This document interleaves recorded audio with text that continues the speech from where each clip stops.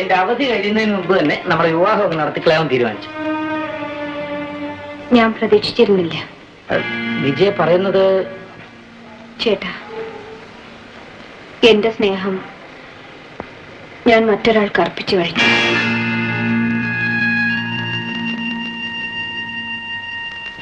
എന്റെ കൂടെ കോളേജിൽ പഠിക്കുന്ന ഗോപിയുമായി ഞാൻ സ്നേഹത്തിലാണ്. അദ്ദേഹത്തിന് ഞാൻ വാക്ക് കൊടുത്തിട്ടുണ്ട്. ഒരു നേവിക്കാരനെന്ന നിലയ്ക്ക് ലോകം മുഴുവൻ ഞാൻ യാത്ര ചെയ്തിട്ടുണ്ട്. ആയിരക്കണക്കിന് സ്ത്രീകളുമായി പരിചയപ്പെട്ടിട്ടുണ്ട്. അതിലൊരു പെണ്ണിനും എന്റെ മനസ്സിൽ സ്ഥാനം പിടിക്കാൻ കഴിഞ്ഞിട്ടില്ല. ചെറുപ്പം മുതലേ എന്റെ മനസ്സിൽ പതിഞ്ഞിട്ടുള്ള ചിത്രം നിന്റേത് മാത്രമായിരുന്നു. നിനക്കും അങ്ങനെ ആയിരിക്കുമെന്ന് ഞാൻ കരുതി. നീ എന്റെ മുറപ്പെണ്ണാണ്. ഇനി അതൊന്നും പറഞ്ഞിട്ട് കാര്യമില്ല ചേട്ടാ. അങ്ങനെയൊക്കെ സംഭവിച്ചു പോയി.